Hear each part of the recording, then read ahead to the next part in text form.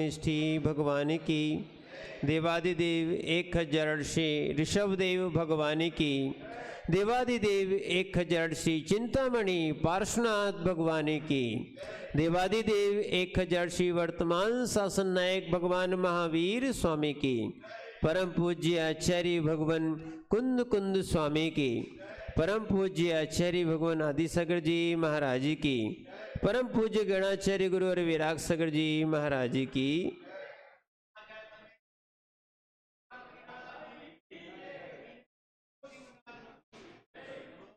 वो चेतन आत्माओं,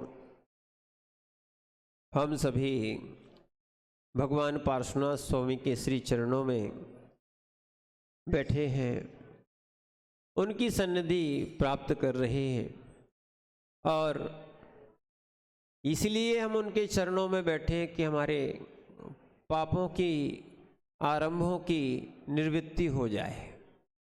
इतने क्षण तक हम भगवान के पास बैठते हैं, इसका यही है कि पाप की निवृत्ति हो जाए, पुण्यारंभे प्रवृत्ति, और पुण्य के कार्यों में प्रवृत्ति हो जाए।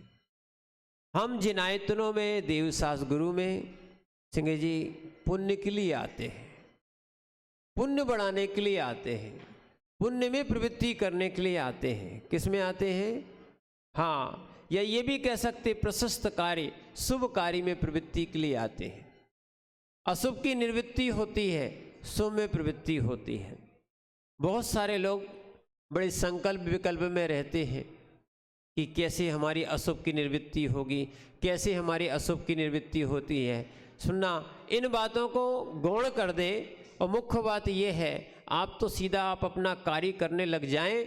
समझना, जैसे आप कार्य करने लग जाएंगे वैसा आपका अशुभ छूट जाएगा। शुभ करने लग जाएंगे, अशुभ छूट जाएगा, अशुभ करने लग जाओगे, शुभ छूट जाएगा। जिस ओर दृष्टि होती है उसी ओर दिखाई देता है। जैसा जैसा सामने का दृश्य होता है वैसा आंखों में झलकने लगता है।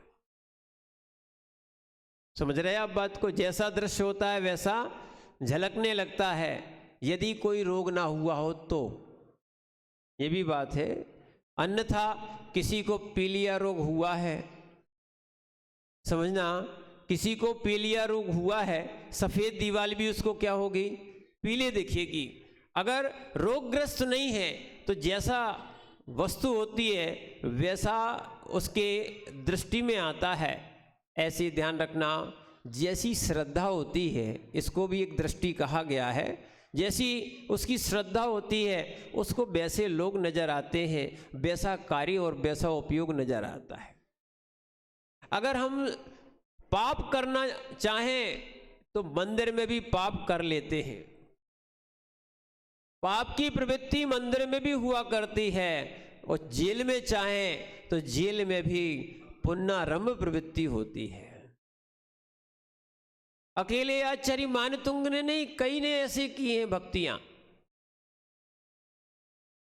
इनका तो उल्लेख मिल गया है, जिनका उल्लेख नहीं मिला है वो तो सब केवली के ज्ञान में झलक रहे कि नहीं झलक रहे।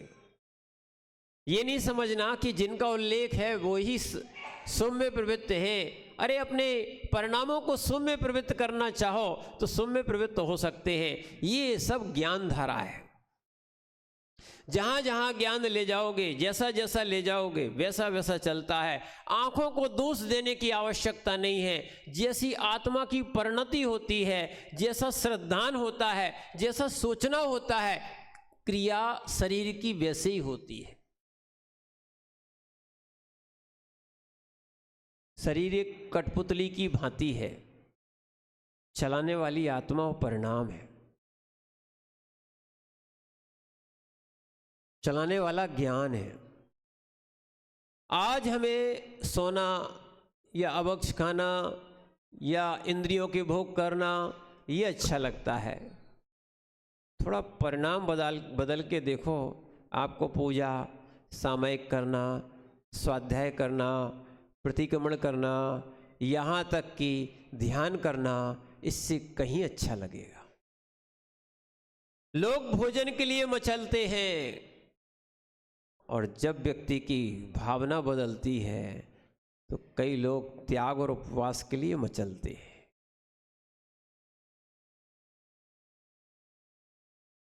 समझो आप बात को। उनको मालूम है इन भोगों से कर्म का आश्रय होगा और सम्यक ज्ञान से तप किया जाएगा तो निर्जरा का कारण बनेगा। एक और ध्यान रखना, मजबूरी में मत छोड़ना। मजबूरी में कोई वस्तु का त्याग नहीं करना, समझना। वैराग्य के साथ, ज्ञान वैराग्य के साथ त्याग करोगे, उसका अचिंत्य फल मिलेगा आपको। मजबूरी में किया गया कार्य उतना कार्यकारी नहीं होता, और जो स्वेच्छा से किया गया कार्य बहुत कार्यकारी होता है। सुनो, जैसे आपके यहाँ की मड़िया जी छोटे से चून से, पिसनहारी मड़िया जो बनी है, छोटी से चून से इतना बड़ा क्षेत्र बन सकता है। सुनो, और कई क्षेत्र ऐसे भी हैं जो क्षेत्र थे उनके भगवान कहीं दूसरी जगह लाना पड़े। ये सब भावनाओं का फल होता है, और भावनाएं निर्मल हैं तो व्यक्ति, भावनाएं निर्मल है, यहाँ तक कि ज्ञान अच्छा है, वो भगवान बन सकता है। यही मनुष्य तो भगवान बनते हैं, यही आत्मा तो भगवान बनती है, कहीं दूसरी जगह भगवान नहीं बनती। जैसे पत्थर ही भगवान बनता है, मूर्ति रूप में जो अपन पूज रहे हैं आज, क्या है, पत्थर भगवान बनता है। पत्थर को, पत्थर में से भगवान निकालने की आवश्यकता है। ऐसे ध्यान रखना, इस आत्मा में भी परमात्मा है, उसको निकालने की आवश्यकता, ये ज्ञान होना चाहिए। कहाँ बैठे अपन लोग जो पापारंभ में क्या है, प्रवृत्ति किए बैठे हैं। कितना अच्छी पर्याय मिलने के बाद भी वही कार्य किया, वही विषय भोग किए, वही कसाय की जो हमने अनंत पर्यायों में की है। मनुष्य पर्याय और जैन कुल मिलने के बाद भी ये कार्य किया तो आपने कौन सा बड़ा कार्य कर लिया। पापारंभ में प्रवृत्ति तो नारकी और त्रियंच भी कर लेते हैं, अगर आपने कर ली है तो कौन सी बड़ी बात। जो वो नहीं कर सकते हैं, यहां तक कि देव नहीं कर सकते हैं, वो त्याग की प्रवृत्ति यहां करो। पूजा दान तो देव भी कर लेते हैं, पर पापारंभ की अच्छी निवृत्ति जो होती है वो बुद्धिपूर्वक वस्तु को छोड़ना, बुद्धिपूर्वक राग को हटाना, ठीक है ना। जब आपका ये हटेगा तब आचार्य महाराज कह रहे हैं ऐसी प्रवृत्ति होगी, नाणम धम्म झाणम, यही ज्ञान धर्म ध्यान कहलाएगा। किसी को हटाना नहीं है, किसी को हटाना नहीं है। ये बहुत बड़ी मूर्खता है कि ये हट जाएंगे तो हमारा धर्म ध्यान हो जाएगा। किसी को मत हटाओ, स्वयं ही हट जाओ। कैसा? अपने उपयोग को हटा लो, अपने उपयोग को हटा लो, अशुभ से अपने उपयोग को हटा लो। और जैसे ही अशुभ का ध्यान नहीं दोगे ना, जैसे आप करते हो व्यापार में, बहुत करते हो, अरे भाई जिससे अपन को कोई माल नहीं लेना है, बहुत सी दुकानें देख अपन जाते हैं, अरे भाई जहां हमें जाना पड़ता है अपना उपयोग वहीं रहता है। देखो, माना कि आपको टमाटर खरीदना है, ये जैसे बहुत हम लोग को सुनाते थे, माना कि हमें टमाटर खरीदना है अनिल भैया, तो और कुछ देखोगे क्या? आजकल के लोगों के पास समय नहीं है, वो सीधा टमाटर देखेंगे, क्वालिटी देखेंगे, और खरीद के सीधे आएंगे, है कि नहीं? समझना, जगत में कितनी भी सब्जियां रखी हो, कितने भी फल रखे हो, जिसका उद्देश्य है कि हमें टमाटर खरीदना है। देखो, सामान्य उदाहरण दिया जा रहा है, ये आप रोज करते हो। आप दुनिया की तरफ देखते हो क्या? ठीक, सोने चांदी कपड़े की दुकान, कहीं इसकी दुकान देखने जाते हो क्या? नहीं जाते हो। आप किसको देखते हो? टमाटर को देखते हो। यहाँ तक कि अच्छा सी ये भी बोलते थे, मंदिर जाना है मंदिर जाना है और बीच में क्या है, सब्जी की दुकान मिल गई या आपकी फलों की दुकान मिल गई, तो वहीं आप थैला रख के भी आते हो, उसके कह के आते भैया बचा के रखना, है ना। कई लोग तो इतनी आकुलता में दर्शन करते हैं, बोले थोड़े से टमाटर थे, अब जाना है मंदिर तो भगवान नहीं दिखते, वहाँ भी दिखते हैं टमाटर। ध्यान में क्या बना रहता है कि भाई जल्दी जाएंगे, नहीं तो बिक गए तो फिर घर क्या ले जाएंगे। आज तो आदेश चलता है कि ये लेके आना है तो आना ही है, ठीक है, नहीं तो फिर बाजार या मंडी जाना पड़ेगा, इसलिए बोले ये लेके जाना ही है। तो तात्पर्य ये है कि हम मंदिर में भी आते हैं तो हमें भगवान ना दिख के टमाटर दिखता है। क्या ध्यान की महिमा है, क्या ध्यान की महिमा है। आए थे मंदिर के दर्शन के लिए, पर हो रहे हैं टमाटर के दर्शन। क्या दिख रहा है, टमाटर दिख रहा है। जब टमाटर का ध्यान हो सकता है तो धर्म ध्यान क्यों नहीं हो सकता है। समझ में आ रहा कि नहीं। जब टमाटर का ध्यान दिख सकता है, माताओं ध्यान रखो, आटे में रोटी देख लेते हो आप, कितने आटे में इतनी रोटी दिखेंगी, दिखती कि नहीं दिखती है, उतनी ही बनती हैं, उतना ही आटा निकलता है। इतना अनुभव आपको हो गया है, ऐसा अनुभव कहीं धर्म ध्यान में करो तब आनंद आएगा। इस आत्मा में परमात्मा दिखने लग जाए, इस आत्मा में परमात्मा ना दिखे तो धर्म ध्यान तो दिखने लग जाए। पापारम्भ की निवृत्ति करो, क्या करो, पापारम्भ की निवृत्ति करो। बनाना ही है तो क्यों ना भक्ष्य बनाए। अभक्ष्य बनाओगे तो तुम्हें पाप लगने वाला, और सामने वाला खाएगा तो पाप लगने ही वाला है। हम आपको कई बार कह चुके हैं, उसको समझने का प्रयास करो। आप अगर शुद्ध रोटी बनाओगे, सोले की रोटी बनाओगे, यानी शुद्ध ताजे से बनाओगे आप, और मर्यादित बनाओगे, तो वो भी भोजन करना है। रोटी में सोले और असोले का कोई भेद कहाँ है। अगर देखा जाए स्वाद में अंतर आता है क्या, सोले की रोटी और असोले की रोटी के स्वाद का अंतर आता है क्या, नहीं आता ना। मर्यादा और सामान्य में अंतर आता है क्या, नहीं आता है। स्वास्थ्य के लिए भी अच्छी है। तो अगर आप चाहो, देखो कि पापारम्भ निवृत्ति, तो आप जो है ना मर्यादित आटा और बहुत सारी चीजें बना के ही मत दो। आप भी स्वयं शुद्ध खाओ और दूसरों को भी क्या है, शुद्ध खिलाओ। नहीं तो ध्यान रखना, अभक्ष्य बनाओगे या अमर्यादित बनाओगे तो पाप आपको भी लगेगा। नहीं लगेगा क्या, नहीं लगेगा क्या। अब कई लोगों का सोचना होता है, सोले को तो हमारा नियम है, सामने वाले का थोड़ी, हम तुम्हें तो दूसरा खिला देंगे। बनाओगे तो आप पापारम्भ में प्रवृत्ति होगी कि नहीं। आप प्रयास ये करो कि लोग अभक्ष्य ना खा पाए, इतना अच्छा बनाओ और इतना हिसाब से बनाओ। आप अपने ज्ञान का प्रयोग करो कि पापारम्भ निवृत्ति ये तो है ही, फिर ऐसी भी दशा है, ऐसा भी स्वाध्याय और ध्यान करो, और ऐसा भी आप थोड़ा सा घर का माहौल बनाओ कि लोग पापारम्भ की जगह पुण्यारंभ प्रवृत्ति में चल जाएं। बच्चों को भी ऐसी कहानियां दृष्टांत सुनाओ, थोड़ा थोड़ा भी त्याग करता है तो वो त्याग कर सकता है। देखना, एक आशा दर्जी ने एक सागार देशना लिखी है, सागार धर्मामृत लिखा है। उसमें लिखा है कि एक ऐसा व्यक्ति था जो मांस भी खाता था और शराब भी पीता था।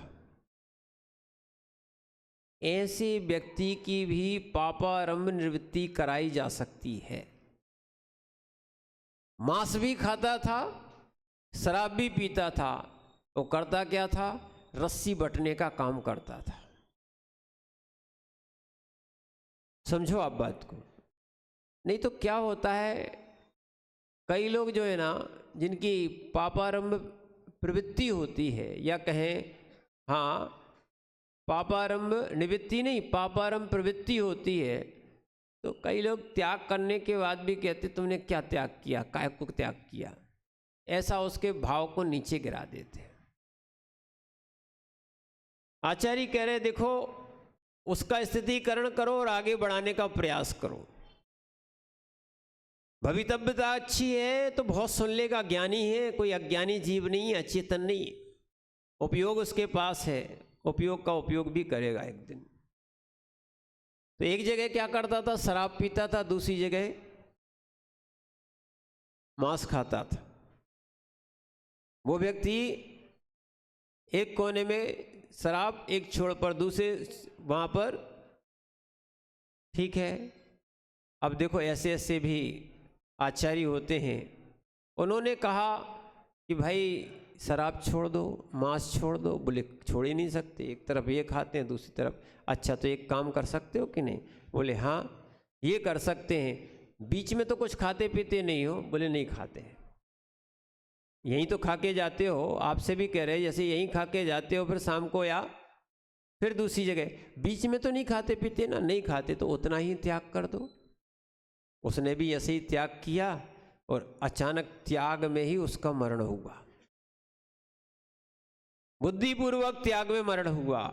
ऐसा बहुत सारे कार्य हम भी कर सकते हैं। चाहे आपको सौंफ, इलायची, लौंग, सुपारी कुछ भी खाना हो, भोजन के समय बैठ के खा लिया, क्या दिन भर आप मुंह चलाते रहे, पूरा मुंह छोटा करते रहे, दिन भर खाने का दोष लगेगा।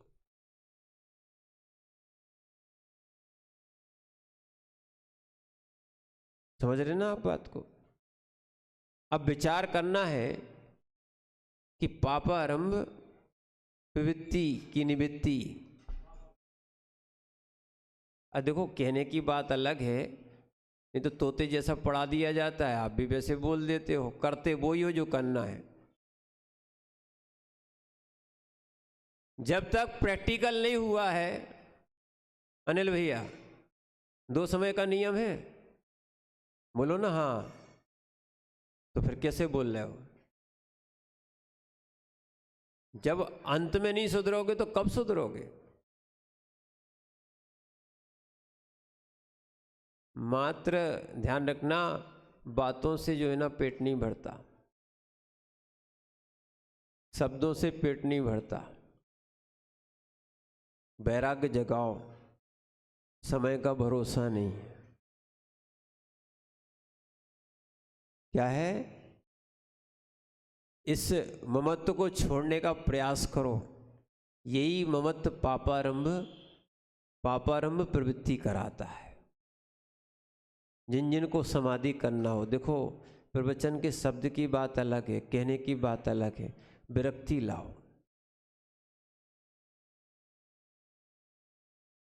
और पापारंभ निवृत्ति वही कर सकता है जिसके अंदर विरक्ति हो।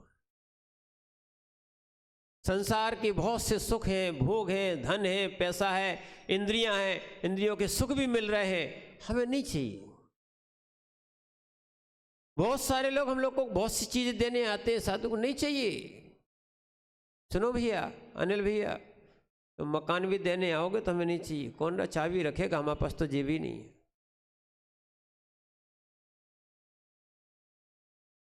लेके हम टेंशन क्या करेंगे? लेने नहीं, लेने से टेंशन होता है, लेने से टेंशन होता है। टेंशन भी नहीं लेना चाहिए, वस्तु तो बहुत बड़ी बात है। क्या है, कुछ लोग लेते देते भी नहीं हैं, फिर भी टेंशन लेते हैं।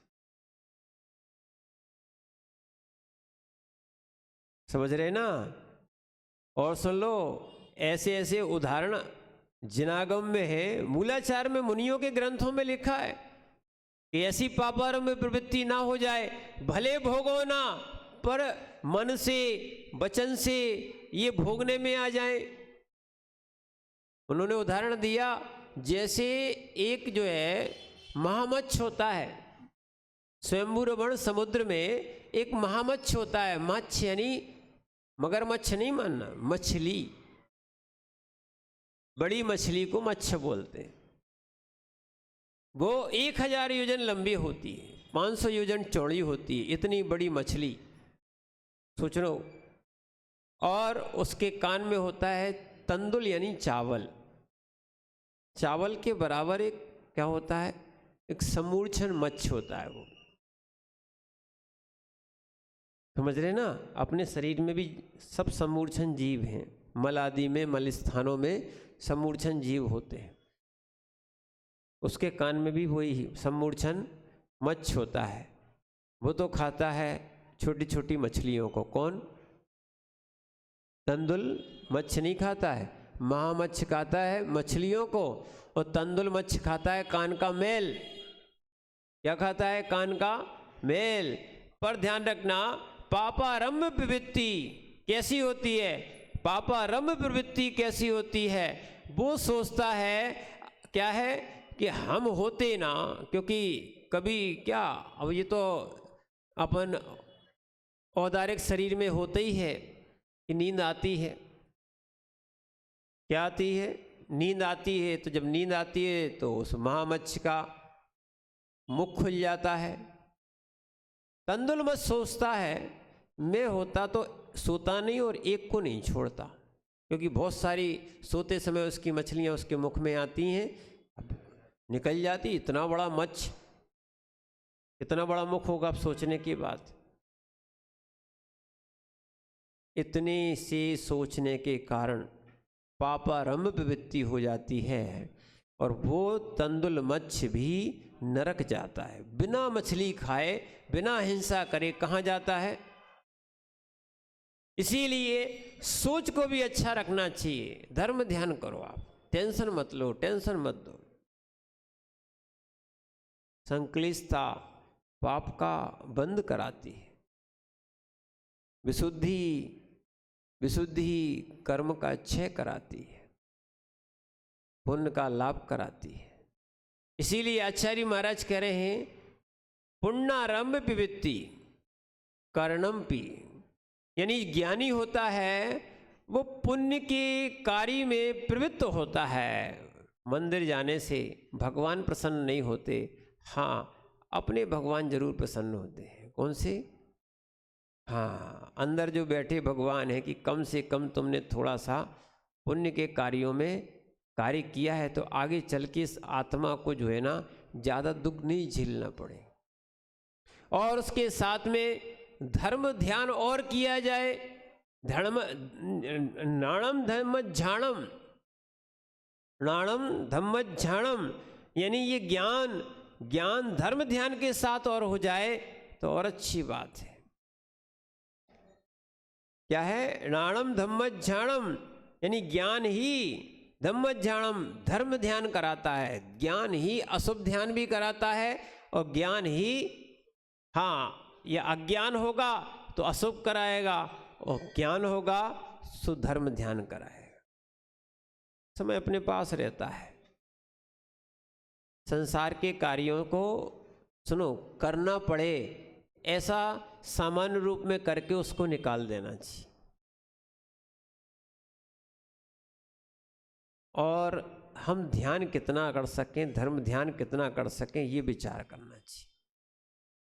और एक ध्येय बना के चलो कि हमारा रास्ता क्या है, पुण्यारंभ की पापारंभ, निवृत्ति है कि प्रवृत्ति है, करना क्या है।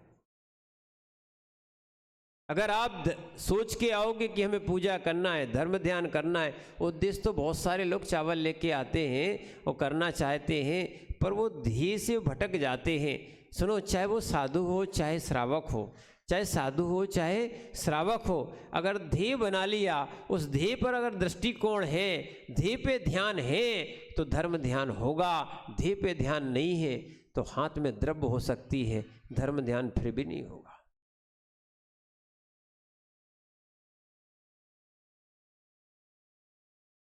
जिसको नहीं समझे हो उसको समझो। ना इष्ट वियोग होना चाहिए, न अनिष्ट संयोग होना चाहिए, न पीड़ा चिंतन होना चाहिए, न निदान होना चाहिए। समझ रहे?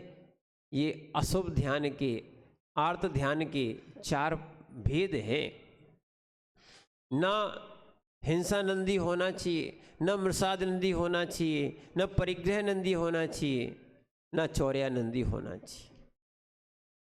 कोई आनंद नहीं मानना, हिंसा में कोई आनंद नहीं मानना। चोरी और झूठ और इन चीज़ों में आनंद मानते हैं, ये बिल्कुल नहीं कि तुमने बहुत अच्छा झूठ बोला, किसी ने किसी को टोपी पहना दी, बहुत अच्छा किया यार, तुम्हारे जैसा आदमी नहीं मिला। और कई लोग बोलते तुम्हारी बहुत अच्छी बुद्धि है, तुम जिस चाय को बना देते हो, सुनना ऐसी हमें भी मिले। बिल्कुल नहीं सोचना, ये धर्म ध्यान का बाधक कारण है। ज्ञानियों, अपने ज्ञान से अगर कर्म क्षय करोगे तो ज्ञान कहलाएगा, धर्म ध्यान कहलाएगा। अपने ज्ञान से किसी को ठगोगे तो ध्यान रखना ये अपने आप का ठगना ही होगा। अपने आप से पूछना ये पुण्यारंभ प्रवृत्ति है कि पापारंभ प्रवृत्ति है। कितनी प्लानिंग बना लेते बैठ के लोग, पुण्यारंभ की पापारंभ।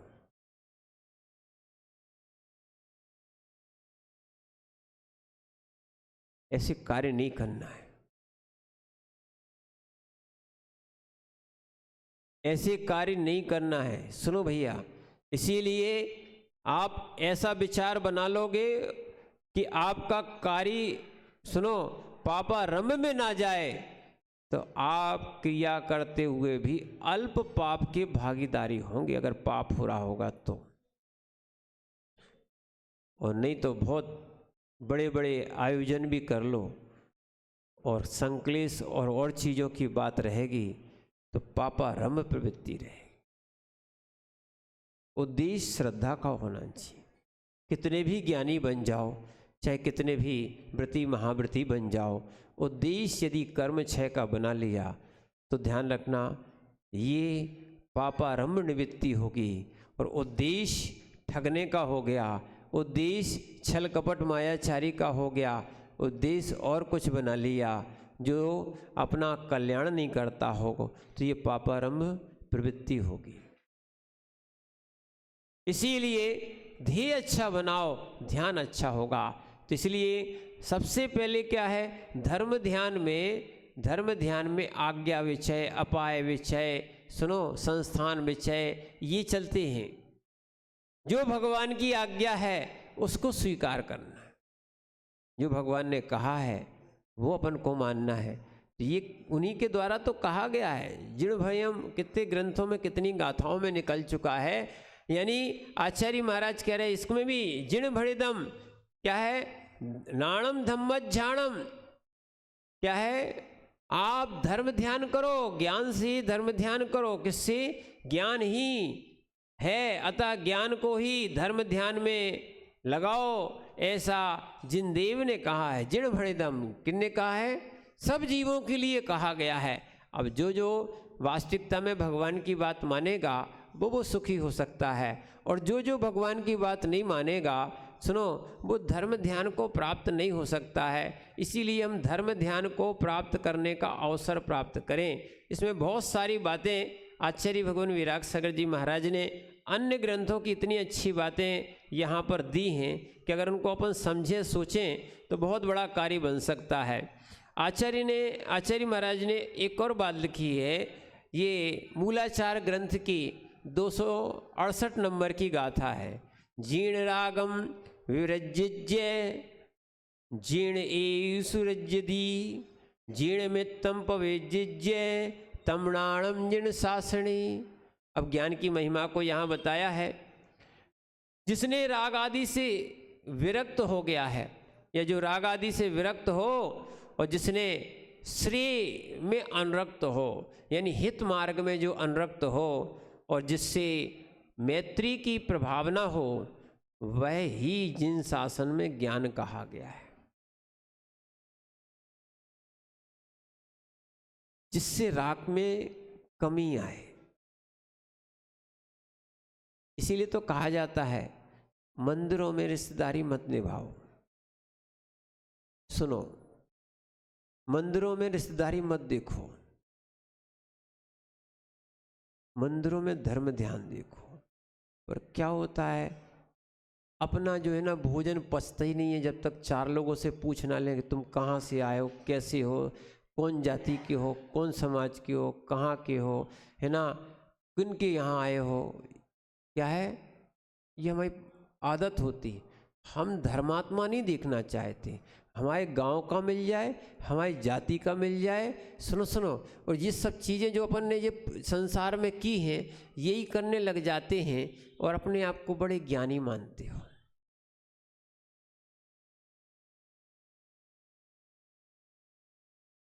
जीर्ण रागम विरज्य, जिससे राग का विरेचन हो। कम से कम इस मंदिर में और महाराजों के पास तो छोड़ दिया करो, नहीं तो बताएं क्या हो रहा है। महाराज अगर रिश्तेदार निकलेंगे तो सुबह से लेकर शाम तक सेवा, दान, पूजा, चौका, सब व्यवस्था, और मगर महाराज से रिश्तेदारी नहीं है तो काय कि महाराज।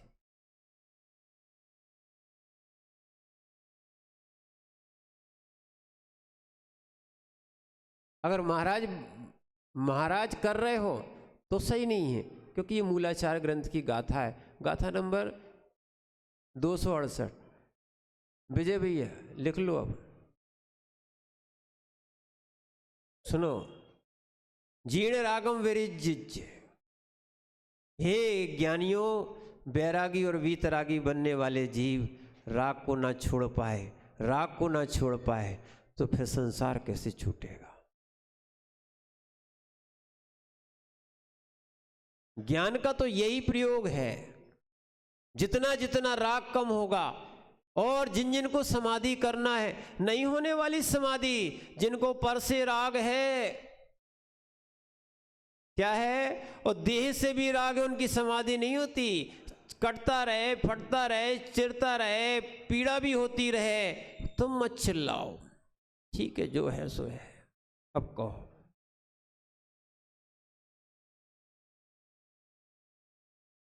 समाधि करना कि नहीं। परिवार मित्र जन से मैं राग को हटाऊं, दिन रात मेरे स्वामी मैं भावना ये भाऊं, देहांत के समय में तुमको न भूल। और यहां मंदिर में बैठे बैठे भगवान को भूल रहे हो, कि कौन सी बातें करते हो। क्यों अनिल भैया, कौन से शब्द बोलते हो? तो शब्द कुछ होते, क्रिया कुछ होती है, बताओ। ऐसे नहीं होता है। क्या है, बोले देशस्य राष्ट्रस्य परस्य राज्ञा करो तो शांतिम, और दे दिया धक्का कि हमें करना भी सीख। अब बताओ, बगल वाले की तो शांति नहीं चाह रहे हो, क्या कुछ रहे हो, क्या कुछ रहे हो, वो कर कुछ रहे हो। ध्यान रखना, जिनके वचनों में स्थिरता नहीं होती, उल्लंघ में समझ में आता है, उनके मन में स्थिरता नहीं कर सकते धर्म ध्यान।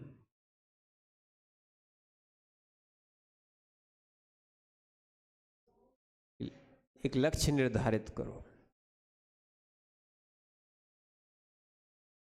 इतना लक्ष्य निर्धारित करो। जिन जिन को वास्तविकता में ध्यान बढ़ाना है, मंदिर में आके थोड़ी सी राग कम कर दे, थोड़ा क्या राग छोड़ दे उतने समय तक के लिए।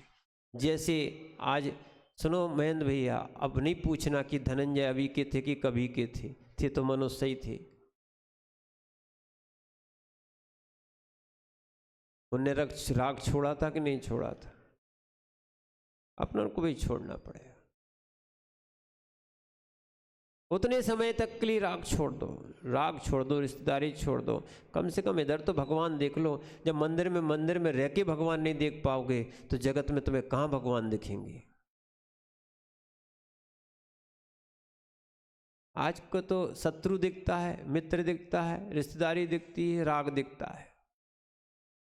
फिर से कह रहे आपसे, स्थान से, प्रतिमा से, वेदी से, है ना, और भी चीज़ों से मंदिर में आके राग मत करो। ये कौन सी प्रथा चला दी है। हाँ, ऐसा नहीं कि हमारे भगवान बीतरागी है ना, इष्ट ना बना के मात्र पार्श्वनाथ भगवान को इष्ट बना लिया, गलत है। बार बार कह रहे हैं आपसे, स्वयं आपकी संक्लिष्टता का कारण बनेगा। बोले यहीं मन लगता है वहां नहीं लगता, ये राग है, कुछ नहीं है, तो मंदिर में आए कहाँ हो? अगर वीतरागता इष्ट होती तो आप कहीं भी भगवान वीतरागी के पास जाके आप पूजा कर सकते थे। हो सकता है शायद आपने अभी मेरी भावना पढ़ी नहीं है, हो सकता है वो तेरी भावना थी। कौन सी भावना थी? क्यों पारस, कौन सी भावना थी? तेरी भावना थी। मेरी भावना कहाँ थी? जिसने राग द्वेष, शब्द ही शुरुआत हो रही है, जिसने राग द्वेष का मादिक जीते सब जग जान लिया। समझो आप बात को। ये तो नाम तक में कुछ लोग कितना भेद कर रहे हैं, हमें तो यही नहीं है।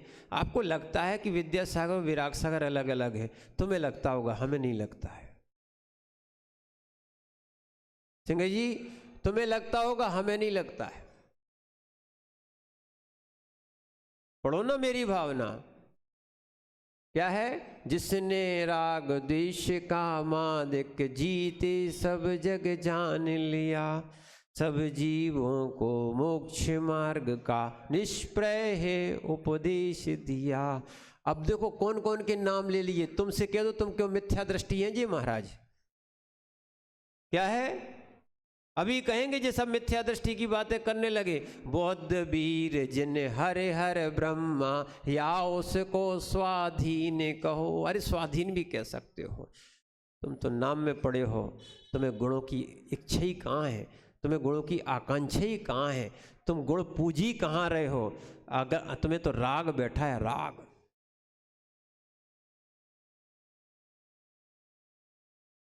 ये तो पार्श्वनाथ भगवान भी नहीं कहेंगे कि तुम हमसे राग करो, स्वयं वीतरागी है।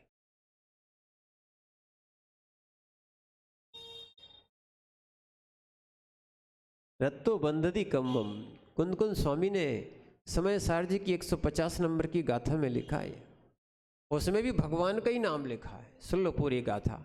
रत्तो बंधति कम्मम मुंचति जीवो विराग संपत्तो, ऐसो जिणोपदेशो तम्मे कम्मा सुनामारज्य। क्या है? रत्तो बंधति कम्मम, राग बंध का कारण है। मुंचति जीवो विराग संपत्तो, सुन लो, मुंचति जीवो विराग संपत्तो, जिसके पास विराग की संपदा है, जिसके पास वैराग्य है, वो ही छूटता है। ऐसो जिणोपदेशो, ऐसा जिनेंद्र भगवान का उपदेश है। तम्मे कम्मेसु महाराज, इसलिए तुम कर्मों में राग मत करो। तुम मंदिर में आके राग करने लग जाते हो। अब बताओ, देवसाद गुरु को क्या है, राग का कारण बना लेते हो। जैसे तुम घर में करते थे वही आके मंदिर में करने लग गए, तो बात क्या हुई? कहाँ हुआ धर्म ध्यान? पढ़ो भैया, छोटी छोटी सी गाथाओं पे कई दिन निकल जाएंगे। ये मूलाचार जीर्ण रागम विरज्य, क्या है?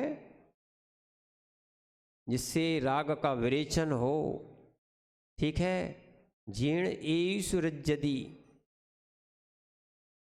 जिससे राग आदि से विरक्ति हो और जिससे हित मार्ग में अनुरक्ति हो। अपना हित किसमें, वो देखना चाहिए। और जीर्ण मित्तम पविज्य, और जिससे मैत्री की प्रभावना हो, मैत्री बढ़े। किसी से हमारा राग भी नहीं है, किसी से हमारा द्वेष भी नहीं है, और इसका प्रतीक शेर और गाय बनाए जाते हैं। कम से कम मंदिर में कर लिया करो, जैसे शेर और गाय समोसरण में कर लिया करते हैं। क्या है? एक समोसरण की एक विशेषता है कि जहाँ जहाँ समोसरण रहता है वहाँ जहाँ जीवों की मैत्री हो जाती है। जन्मजात बैरी जन्म भूल जाते हैं, वो बैर भूल जाते हैं। इसलिए अपन भी यही चीज़ पहुँचाएं। या तो जिनका बैर रहेगा वे समोसरण में आ ही नहीं पाएंगे, छोड़ नहीं पाएंगे, तो आ ही नहीं पाएंगे। जिनकी छोड़ने की योग्यता होती है वो भगवान के चरणों में आते हैं। इसलिए आचार्य महाराज कह रहे हैं, तमणाणम जिन शासने, उसी ज्ञान को जिन शासन में ज्ञान कहा है जिससे तुम्हारा राग का विरेचन हो। समझना, क्योंकि ध्यान रखना, ज्ञान नहीं तो बहुत सारे लोग पुस्तकी ज्ञान को ज्ञान मानते, पुस्तकी ज्ञान को ज्ञान मानते। ध्यान रखना, ये ज्ञान नहीं है, ज्ञान तो आत्मा का लक्षण है। पर ध्यान रखो, ज्ञान दो प्रकार का होता है, मिथ्या ज्ञान और सम्यक ज्ञान। क्या है, ठीक है ना। और एक और बात बता दें, अभी जीव कांड भी विषय चल रहा है। मिथ्या दृष्टि की संख्या बहुत है। कितनी है? सम्यक दृष्टि अल्प ही है, बहुत थोड़े हैं। कैसे हैं? मिथ्या दृष्टियों की संख्या, क्योंकि एक इंद्री से लेके असंगी पंचेंद्री तक के जीव नियम से मिथ्या दृष्टि होते।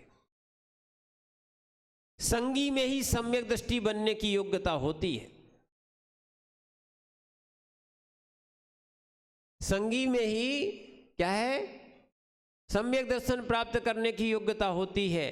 और संगी जीव ही जब सम्यक दर्शन प्राप्त करता है तो सम्यक ज्ञान और सम्यक चारित्र प्राप्त करने के बाद तीनों की एकता लगाता है, तब उसको मोक्ष मार्ग मिलता है, फिर आगे चलता है। इसलिए अपन भी पाप की निवृत्ति करने का प्रयास करें कि अपनी पाप जहाँ जहाँ होते हैं। देखो, बहुत सारे लोग तो पहले के ऐसे कार्य होते थे कि लोग मेले को भी जाते थे तो भजन गाते जाते थे, भोजन बनाते थे तो भी भजन गाते चले जाते थे। यहाँ वहाँ आ रहे हैं तो वो कोई मंत्र का जाप करते आएंगे, गुनगुनाते आएंगे, पाठ करते आएंगे, कुछ ना कुछ। वो क्या था? ये थी पापारंभ निवृत्ति। इधर तुम भले ही अभिषेक कर रहे हैं, चाहे द्रव्य धो रहे हैं, चाहे कुछ भी कर रहे हैं, अब सोच लो विचारधारा कहाँ पे है? पापारंभ प्रवृत्ति है कि निवृत्ति है? ये ज्ञान अच्छा है कि नहीं?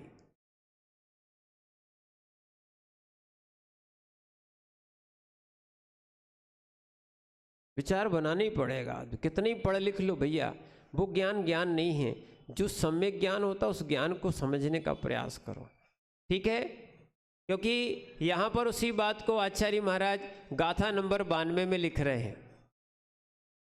लिखिए ना, श्रुत ज्ञान के बिना सम्यक तप नहीं हो सकता है। श्रुत ज्ञान के बिना सम्यक तप नहीं हो सकता है। बिना ज्ञान के, सुनो, बिना मिथ्या यानी सम्यक ज्ञान के, इसलिए ज्ञान में भी सम्यक लगाया है। बिना सम्यक ज्ञान के बिना सम्यक तप नहीं हो सकता है। सुन लो भैया, इसीलिए आचार्य महाराज लिखते हैं, सुदृणाण भासम जो, हाँ, सुदृणाण भासम जो न कुणदी सम्मम न होदि तव यर्णम कुव्वंतो मूढ़मदी संसार सुहाणु रत्तो सो। पढ़िए,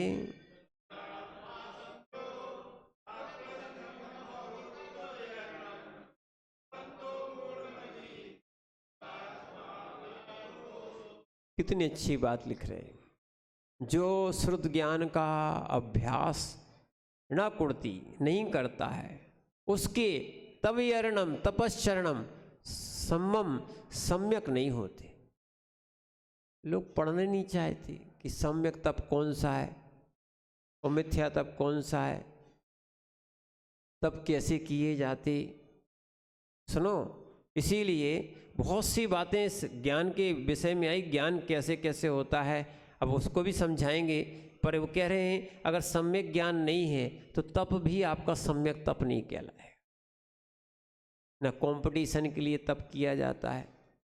सुनो ना, कि इन नेते उपवास किए तो हम भी उपवास कर लें, इन नेते व्रत किए तो हम भी व्रत कर लें। सुनो, आकांक्षाओं को लेके भी किया गया तप तुम्हारे सुतप की श्रेणी में नहीं आता है। मात्र आत्म कल्याण के लिए किया गया तप, मात्र आत्म कल्याण के लिए तप किया गया तप, पूजा साधना। आप भी पूजा करते हो, कई लोग सोचते हैं इस ग्रह की शांति हो जाएगी, ये हमारा कार्य सिद्ध हो जाएगा। अगर इस कार्य के लिए आए हो तो कार्य सिद्ध भर मात्र होगा, वो तप नहीं कहलाएगा आपका, वो धर्म ध्यान नहीं कहलाएगा। वो तो आपने कोई ना कोई इच्छा रख के की गई है, तो वो आत्मा का कल्याण नहीं बनेगी, आत्मा कल्याण नहीं हो सकेगा। इच्छा की पूर्ति हुई है, आपने नाम के लिए किया है तो नाम भी एक क्या है, कसाय है, मान के लिए। किसके लिए किया है? सेवा की है कि हमारा सम्मान हो जाए, ठीक है हो जाएगा, कोई दिक्कत नहीं है, मान के लिए। किसके लिए किया है? कसाय के लिए किया है। ध्येय रखो भाई आप कि हमें धर्म ध्यान करना, हो गया तो ठीक, नहीं हो गया तो कोई चिंता ही नहीं है। समझ रहे आप? धर्म ध्यान करने का प्रयास करो, और ये ज्ञान से होगा, नहीं तो अज्ञान बैठा है। अज्ञानी जीव, सुनो भैया, अज्ञानी जीव सुमेरु बराबर दान भी दे ले, एक और ध्यान रखना, अज्ञानी जीव सुमेरु बराबर दान भी दे ले, और यानी लोग करोड़ों की बातें करते हैं, हम तो सुमेरु की बात कर रहे हैं, ऐसा शास्त्रों में आया है, फिर भी मुक्ति का कारण नहीं बनता।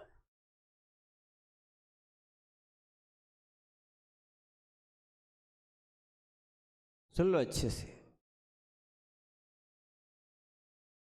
क्या है? इसीलिए सोचने की बात है, ज्ञान सहित तप होना चाहिए, ज्ञान सहित तप होना चाहिए। आज जो है ना, हमारी धारणा बदल गई है। सुनो, और जहाँ दान करते हैं करना चाहिए, ऐसा नहीं कि नहीं करना चाहिए, दान करना चाहिए, पर लोग जहाँ 1 रुपये लगाते हैं वहाँ पे 100 रुपये लगा देंगे अशुभ में, और जहाँ पर सुनो 100 रुपये लगना चाहिए वहाँ 1 रुपये घिसते हैं। जैसे बोलियाँ होती है ना, बोले भाई सीधी सीधी बढ़ा दो ना, बढ़ा दे, नहीं बे 100 500 रुपया और 200 रुपये जब बड़ी होते तो उसमें और घिसते ही रहते हैं। समझ लो आप बात को, क्या है? घिसना चाहिए। जैसे अब मोल भाव करते कहाँ पर? ये संसार में, कि अपन को पैसा बचाना है, ठीक, पर यहाँ पर जहाँ लगाना है जिससे कि पाप हट सकता है, और तो कार्य कर नहीं सकते हो, उस चीज़ को समझने का प्रयास करो। पर वो क्या है, ज्ञान अभी बदला नहीं है, तो जो वहाँ था वो यहाँ लगाने लग जाते हो।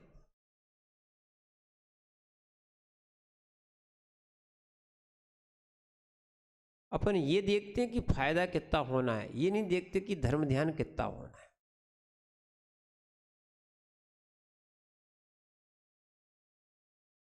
धर्म में भी आज धन आ गया है। क्या आ गया है? आप ये देखो, धन एक तरफ रखो, हम आपसे कह रहे हैं उसको समझने का प्रयास करो। ज्ञान वही है जिसको भगवान दिखते हैं, भक्ति दिखती है, आराधना दिखती है, साधना दिखती है। वो कहता है क्या है, ये धन अपना है ही नहीं और ले ही जाना नहीं है, इसलिए वो स्वयं छोड़ देता है।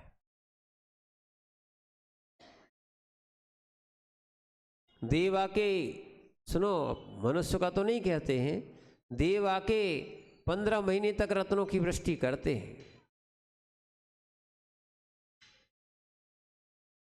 क्या है? रत्नों की वृष्टि करते, और आपसे कहा जाता, बोले भगवान तो पैदा नहीं हुए, काय को कर रहे?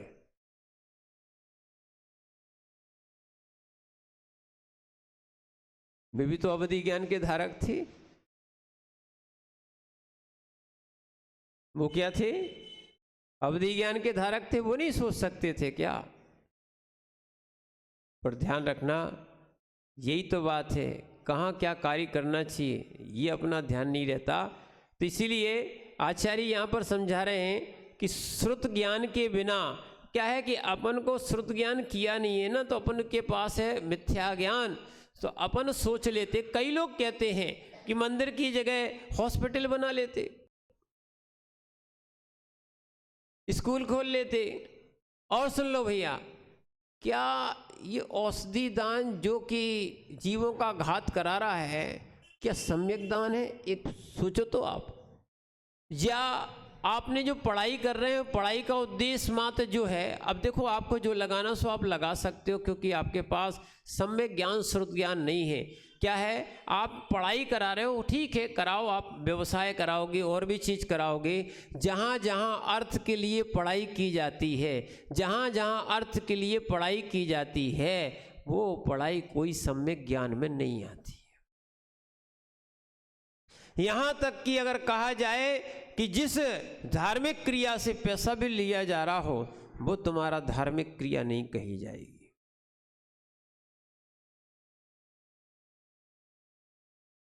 अर्थ का साधन ना हो, धर्म का साधन हो।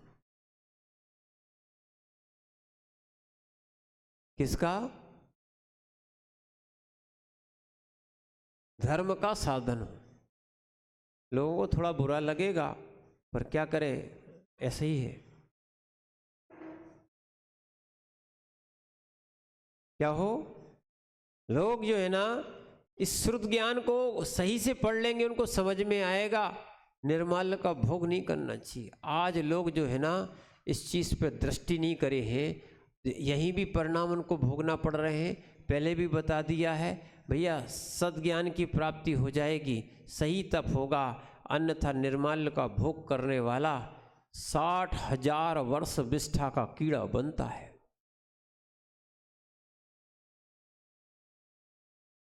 क्या बनता है? 60,000 वर्ष विष्ठा का कीड़ा बनता है। और इसी ग्रंथ में आया, नहीं तो वो नरक भी जाता है। क्या करोगे तुम? चलने दो, हो रहा है, होने दो, ठीक है, करो सहमति, देखो फिर आपका पाप का बंद होगा। इसीलिए सम्यक ज्ञान होगा तो क्या करना चाहिए, क्या नहीं करना चाहिए, विवेक होना चाहिए।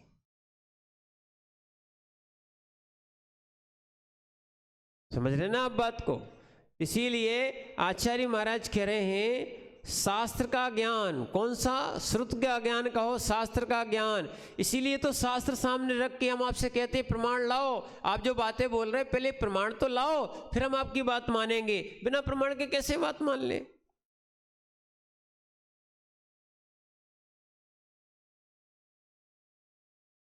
आगम चक्षु साहू पढ़ो ना, साधु की आंख आगम होती है। इंदी चक्कू ई सब भूदाणी, ये आचार्य भगवान कुंद कुंद स्वामी के शब्द हैं। बाकी लोगों की आंख क्या होता है? इंद्री रूपी आंख, ये उनकी सब प्राणियों की ये वाली आंख होती है। पर साधु की आंख आगम चक्कू साहू, देवा हो ही सक्कू, देवताओं की अवधि ज्ञान चक्षु होती है, और केवल भगवान की केवल ज्ञान ही चक्षु होती है। इसलिए ध्यान रखना, जिस दिन आप जिस शास्त्र पढ़ने लग जाओगे, सुनो ज्ञान के साथ, सुनो भैया सब लोग, ज्ञान अकेला नहीं लिखा, अभ्यास। क्या लिखा है? ज्ञान के साथ अभ्यास।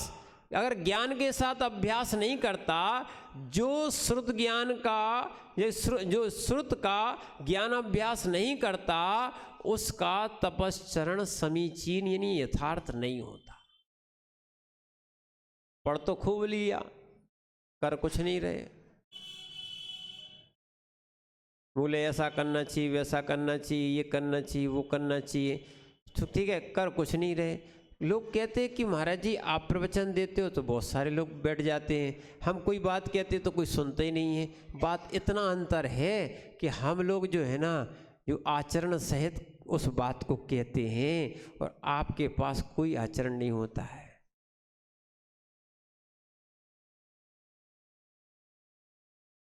क्या कारण है?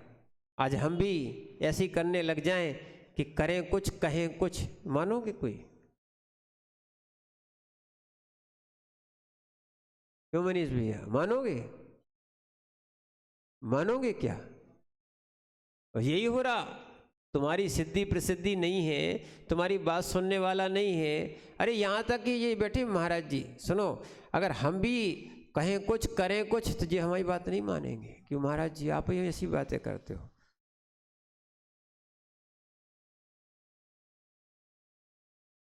इसीलिए ज्ञान के साथ आचरण भी होना चाहिए।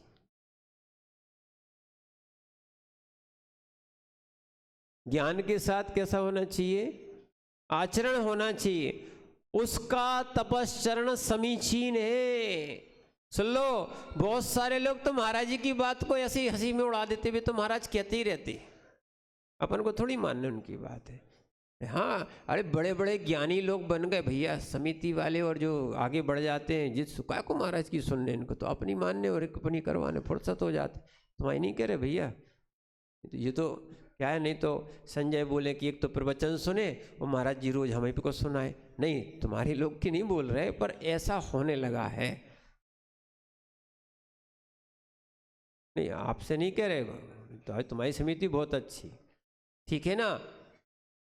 कहने का अर्थ ये है कि समीचीन मार्ग में तपस्चरण यही कहलाएगा। अब जिसने गुरु की नहीं मानी तो क्या मानी? ये मानी, जिसने गुरु की नहीं मानी तो क्या मानी? इसलिए ध्यान रखो, और जिसने गुरु को ना माना तो क्या माना? प्रभु की नहीं मानी। आज अपना देखो, वो दुर्भाग्य है, कहना पड़ेगा आज अपना दुर्भाग्य कि हमें प्रभु नहीं मिले। क्या चाहते हो कि गुरु भी ना मिले?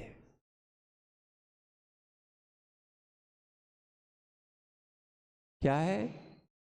आज अपन ऐसे काल में नहीं जन्मे जहां पर साक्षात अरहंत देव के हमें दर्शन हो सके। क्या चाहते हो? आगे चल के ऐसा भी छठवां काल आएगा, आदमी आदमी को खाएगा। क्या आएगा?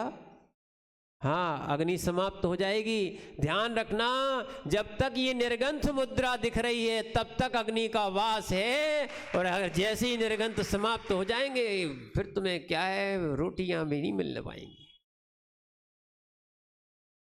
हे मानी, तूने गुरु की भी नहीं मानी। ऐसे काल में जन्म लेना पड़ेगा।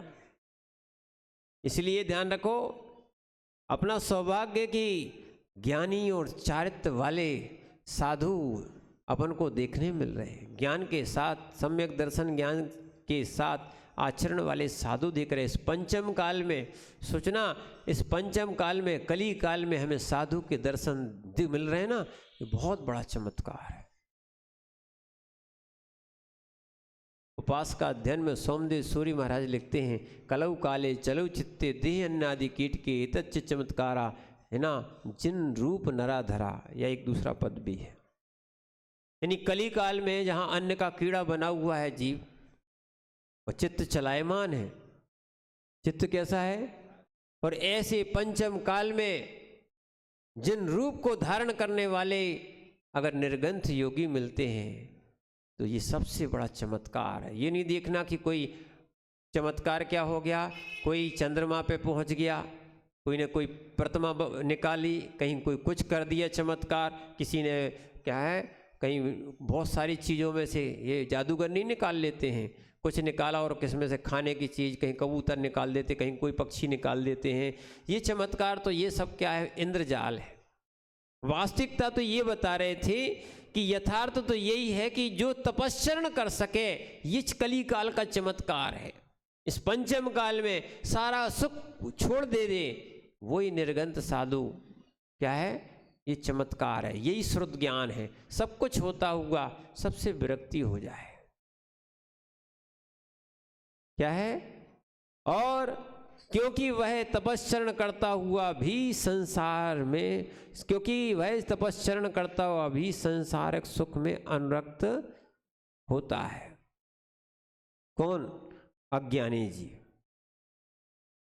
ठीक है, कौन?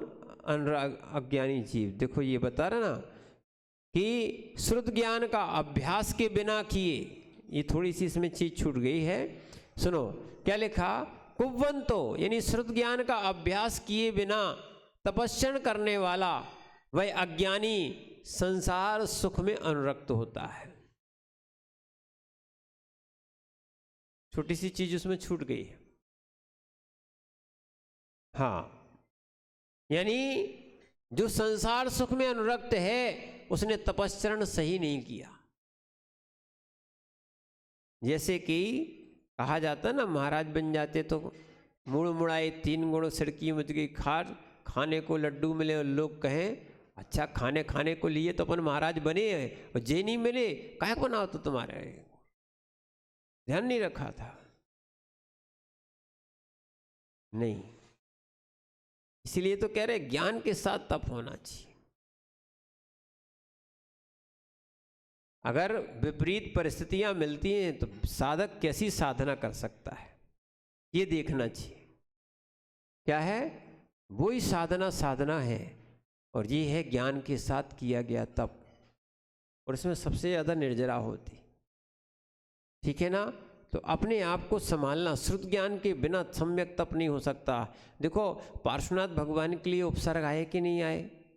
वे कहते काय के तीर्थंकर, काय की इतनी साधना। जब बताओ अपन को देवी उपसर्ग करने लग गया है, जो देव उनके पंचकल्याण की व्यवस्था बना रहे हैं वे ही उनके ऊपर उपसर्ग करने लग गए हैं। बोले काय की अपन तीर्थंकर, काय की साधना, तो बन पाते वो तीर्थंकर भगवान। साधनों से और देह से, इनसे ममत्व छोड़ना पड़ेगा। और ध्यान रखो अच्छे से, वर्तमान नहीं देखो, क्या है भूत भी देखो। उपसर्ग करने वाला कोई दूसरा नहीं था। जिनसे राग होता है सुन लो, उपसर्ग करने वाला कौन था? देख लो ना, पूरी लिस्ट उठा के देख लो आप। उपसर्ग करने वाला पार्श्वनाथ भगवान के साथ भाई, पूर्वावस्था का क्या था? भाई था। अच्छा, सुकमाल मुनिराज के लिए उपसर्ग करने वाले कौन थे? उन्हीं की भाभी थी। सुकौशल मुनिराज के ऊपर क्या है उपसर्ग करने वाले कौन थे?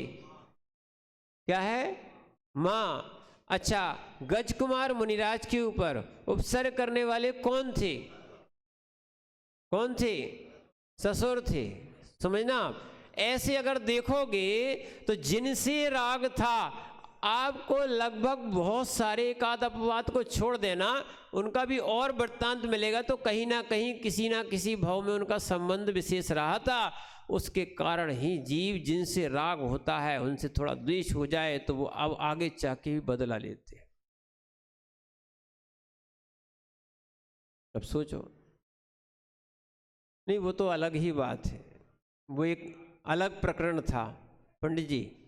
क्या है? वो एक अलग प्रकरण था। वो राग था कि राम जो है ना मोक्ष ना जा पाए। क्यों? वो स्वर्ग चले जाएंगे, हम तो स्वर्ग में हैं ही, तो वे भी उधर भी संगे रहें। सुनो, इतने बुद्धू राम नहीं थे कि वे सीता के चक्कर में आ जाएं। बोले बहुत घूम लिया, कहाँ घूमा, लंका तक गए, किन किन से लड़े, किन किन से राग किया, किसके पीछे? सीता के पीछे। अब भी भैया पिंड नहीं छोड़ रहे हो। ठीक है, मुनराज बन गए थे। सुन लो, यही है ज्ञान के साथ तप। मुनराज बन गए थे, उनको मालूम था कि वे क्या है स्वर्ग चली गई हैं। समझो आप। उसके बाद उन्होंने कहा होंगी, करते रहो जितना उपसर्ग करना हो। वे विचलित होने वाले नहीं हैं। कितना ही बुलाओगे, अब वे राम राम नहीं हैं, वे राम राग वाले राम नहीं हैं, ये वैराग के नाम है। ये वैराग के राम है। इसलिए राग का अलग बात होती। अब आपको क्या क्या बताएं? आपने रत्नकंठ श्रावकाचार में भी तो पढ़ लिया है। राग की दशा को फिर भी नहीं समझो तो क्या है? ग्रस्थो मोक्ष मार्गस्थो। आप कहोगे महाराज क्या क्या लिख दिया, और इसी पे बहुत सारे पंडित व्याख्याएं करते। सुन लो भैया आप, क्या है? ग्रस्थो मोक्ष मार्गस्थो। ग्रस्त एक मोक्ष मार्गी है, निर्मोह मोह मोहवान। निर्मोह होने के बाद वो भी मोक्ष मार्गी है।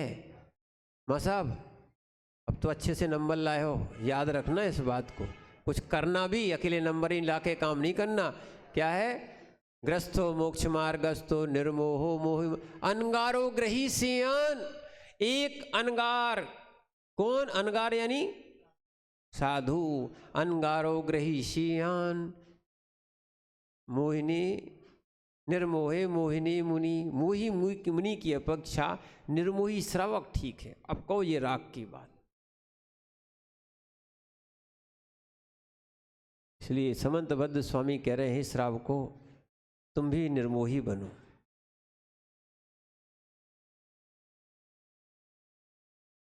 क्या कह रहे हैं? इसलिए राग का विरेचन करो, सम्यक तप करो, सम्यक तप करो।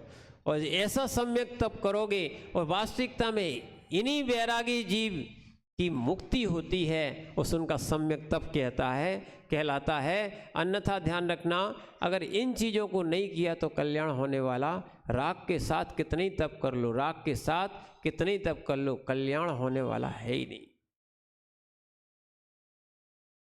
राग के साथ कितने ही साधनाएं कर लो, क्या है, आप मन संतुष्ट कर सकते हो, नाम सम्मान हो सकता है, पर वो साधना नहीं कहलाएगी। यहाँ तक कि राग के साथ पिसी कमंडल लेके भी साधना कर लो तो साधना नहीं कहलाएगी।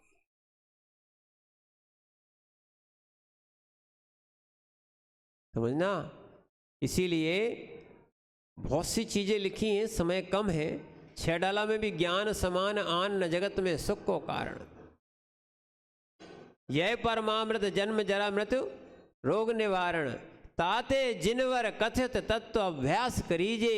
जैसा भगवान ने कहा है वैसे ही अभ्यास करना चाहिए। संशय विभ्रम मोह त्याग आपो लख लीजिए। न तो संशय करो, न विभ्रम करो, और मोह का त्याग करके निज आत्मा को लखना चाहिए। 6 डाला में ही आया। इसलिए आचार्य महाराज कह रहे ज्ञान के साथ क्या करना चाहिए, तप करना चाहिए। ज्ञान के साथ तप करना चाहिए, ज्ञान के साथ पूजा करना चाहिए, ज्ञान के साथ साधनाएं करना चाहिए।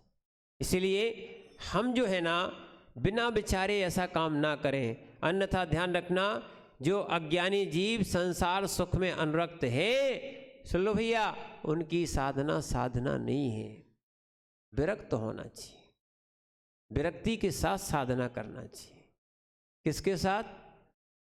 सुनना, नहीं तो हम लोग भी अगर राग के साथ साधना कर लेंगे, सुन लो, आत्मानुशासन में कहा है कि देखो बुद्धिपूर्वक घर का सुख छोड़ा, राग से करी साधना, सुख क्या है, उनको परलोक का सुख भी चला गया। 2 ही छूट गए, इस लोक का भी सुख चला गया और परलोक का भी सुख चला गया। इसलिए राग के साथ, किसके साथ? राग के साथ साधना नहीं करना चाहिए, श्रुत ज्ञान के साथ करना चाहिए। किसके साथ? हाँ, आज बहुत से कार्य, वैयवृत्ति करो, सेवा करो, चौका लगाओ, आप जो जो कर रहे हो खूब करो, पर वास्तविकता में क्या है, आप करो धर्म ध्यान के लिए। और ऐसा काम करोगे तो आपको कल्याण का रास्ता मिलेगा। एक गाथा भर मात्र पढ़ लेते हैं कि मुनि तत्व विचार में लीन रहते हैं। सुनो भैया, इसलिए तत्व होगा तो विचार होगा। जिसने तत्व ही नहीं प्राप्त किया क्या विचार कर पाएगा? ठीक है ना। तो यहाँ पर आचार्य महाराज इस बात को यहाँ लिखते हैं। इसमें भी बहुत सारे गाथाएं हैं, कल अपन इसको और देख लेंगे। इन बहुत सी बातों का समावेश यहाँ पर आचार्य की टीका में किया गया था। उन्होंने बहुत अच्छा मेहनत की है। एक बार अपन उनका स्वाध्याय जरूर करें, क्योंकि अभी तो मात्र क्या है, ये मूल गाथाएं पढ़ाई जा रही हैं। तत्व विहारणशीलो तच्च विहारणशीलो मोक्ष पहाराहणा सहावजुदो अणवर्यम धम्म कहा पसंगो होदि मुनि राव तच्च। हाँ पढ़िए।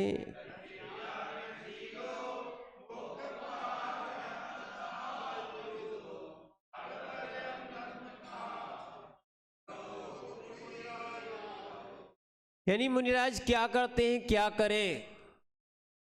जिनके पास श्रुत ज्ञान होता है उस श्रुत ज्ञान का अभ्यास ऐसे ही होता है, वे मुनिवर तत्व का चिंतन करने वाले होते हैं। किसका चिंतन करते हैं? इस संसार की चिंतन में नहीं पड़ते, तत्व का चिंतन करते और मोक्ष की आराधना करते हैं। किसकी आराधना करते हैं? सम्यक दर्शन, ज्ञान, चारित्र और तप, ये 4 प्रकार की आराधनाएं कही गई हैं। उन 4 प्रकारों की आराधनाएं करते हुए और उनका रहने का स्वभाव होता है, यानी मोक्ष की आराधना करने का भी उनका स्वभाव हुआ करता है और उनके धर्म कथा करते हैं। क्या है? धम्म कहाओ प्रसंगो, वे प्रसंग बनाएंगे तो धर्म कथा का बनाएंगे। स्वाध्याय आनंद मैंने स्वाध्याय का वो अनुभव लेना चाहते, निरंतर स्वाध्याय करना चाहते और धर्म कथाओं में रहते। इनको विकताओं में नहीं पढ़ना। क्या है? ये मन चला जाता है कि राजकथा, भोजन कथा, स्त्री कथा और चौर कथा, ये 4 प्रकार की कथाएं जो होती हैं, ये कौन सी होती हैं? कौन सी हैं? हाँ नहीं, विकताएं हैं, विकताएं। कौन सी कथाएं? विकथाएं हैं। इसलिए ध्यान रखना, हम विकताओं से बचने का प्रयास करें। साधु तो बचता ही है ना, उस साधु को भी बचाने का प्रयास करें। हमने पहले कहा था बहुत अच्छा रहा, कम से कम कचरे की गाड़ी में ही कचरा डालना। क्या है? इन निर्गंथों के कान में कोई कचरा नहीं डालना। इसमें डालना? हाँ, नहीं तो बहुत सारा विकताओं का कचरा जो होता है वो क्या होता है, ये जब जिसके कान में और ध्यान में डल जाता है तो उसका ध्यान, और सुन लो भैया, ध्यान, पूजा, तप सब एक तरफ रह जाता है, फिर इसका ही ध्यान करने लगता है। तो इन चीज़ों को अपन छोड़ के धर्म ध्यान का ध्यान करेंगे तो अपनी एक बहुत अपूर्व उपलब्धि होगी। ओम नमः सिद्धेभ्यः।